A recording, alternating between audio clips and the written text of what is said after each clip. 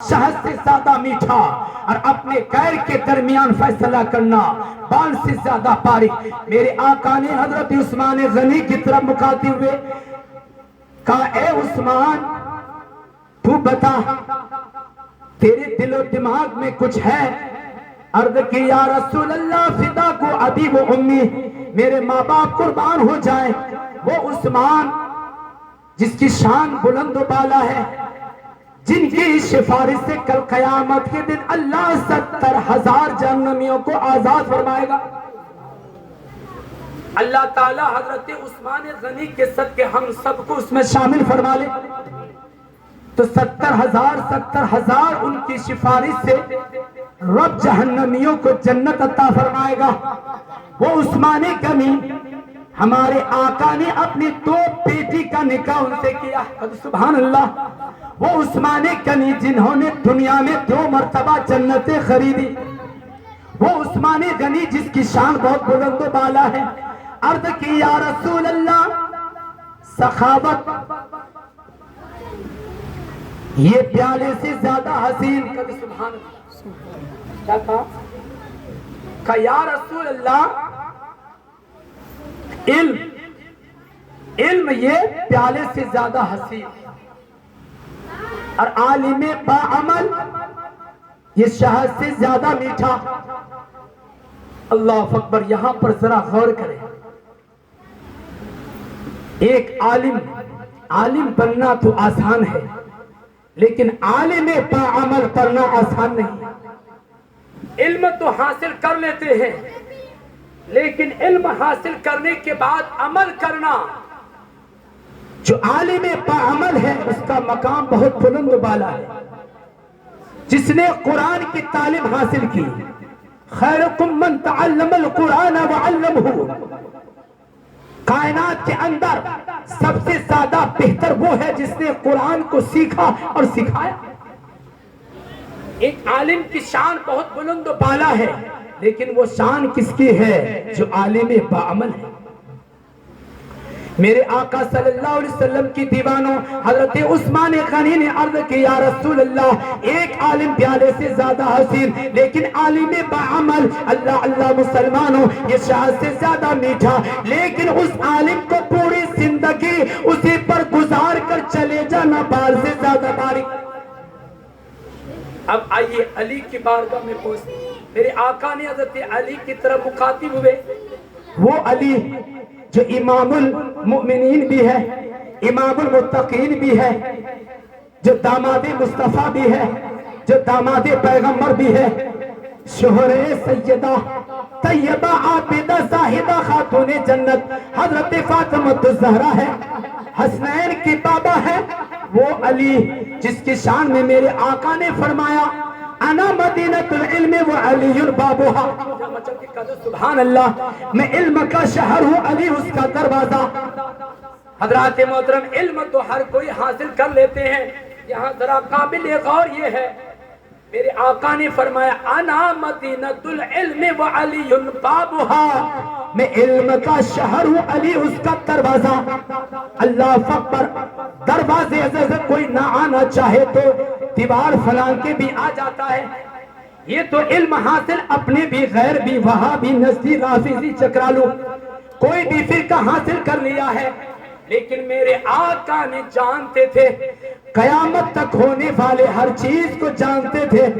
میرے آقا صلی اللہ علیہ وسلم کو اللہ نے وہ علوم عطا فرمایا تھا جو کائنات کے ہر شے کو جانتے تھے، جس پر ہمارا ایمان و عقیدہ ہے۔ ہمارا مجدد اعظم امام احمد رضا خان علیہ رحمت رضوان فرماتے اور کوئی غیب کیا کہ تم سے نہا ہو بھلا، جب نہ خدا ہی چھپا تم پہ کرو رو درود۔ اللہ اللہ مسلمانوں، وہ علی جو پیدا ہوئے کعبے میں، سبحان اللہ، اور جو شہید ہوئے مسجد میں، جب پیدا ہوئے تو آنکھیں بند، 3 دن کا عرصہ ہو گئے، میرے آقا تشریف لے آئے، علی کو گود میں اٹھایا، اپنے چشمان مبارک کھول دی۔ کسی نے کہا अमीर मोमिनीन आपने आंखें क्यों ना खोली थी? अल्लाह अल्लाह मुसलमानों, हजरत अली ने फरमाया कि मैं आंखें कैसे खोलता, काबा के अंदर 360 बुत थे, 360 बुत नसब थे। अल्लाह अल्लाह, मेरा सबसे पहला ये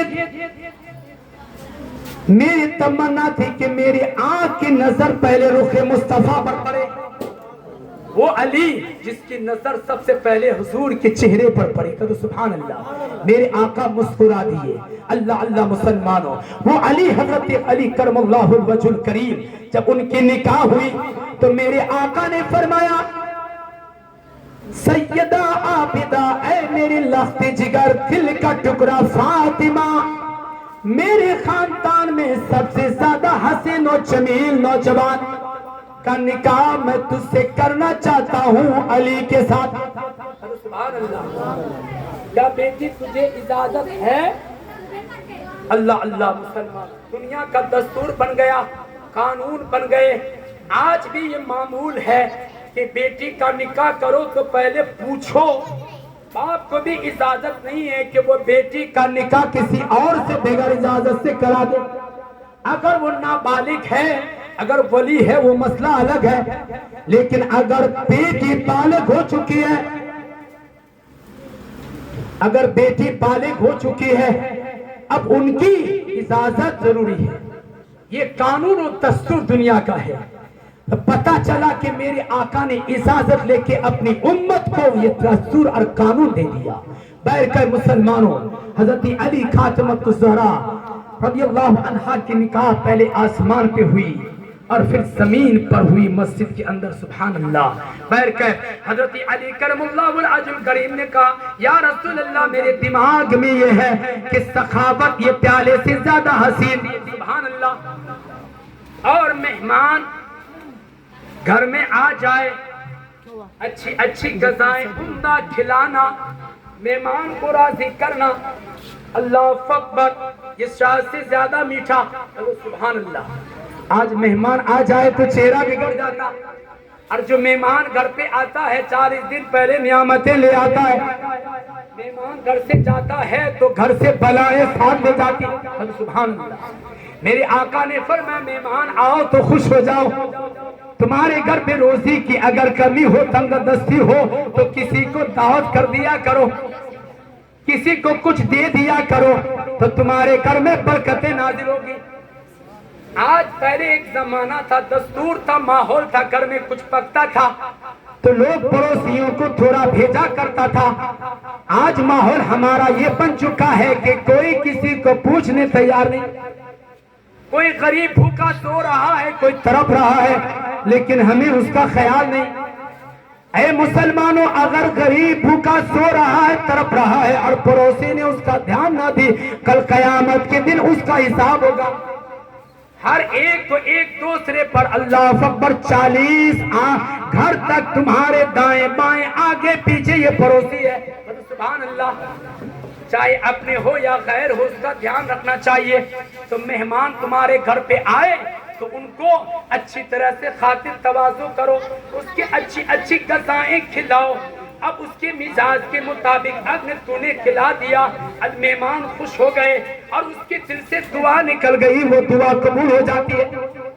और मेहमान के अगर नाराज कर दिया, मेहमान को उनकी राज़ी करना और उनको अच्छी ग़िज़ाएं खिलाना भी ये बाल से ज्यादा बारीक कर। सुभान अल्लाह। अब आखिरी बात भी सुन ले।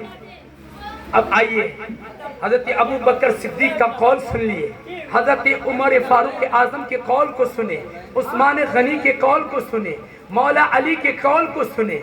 अब आओ उनकी बारगाह में चलते हैं, जिसे सैयदा तैयबा आबिदा साहिदा राकिआ साजिदा सैयदा खातून जन्नत फातिमा ज़हरा रज़ियल्लाहु ताला अन्हा है।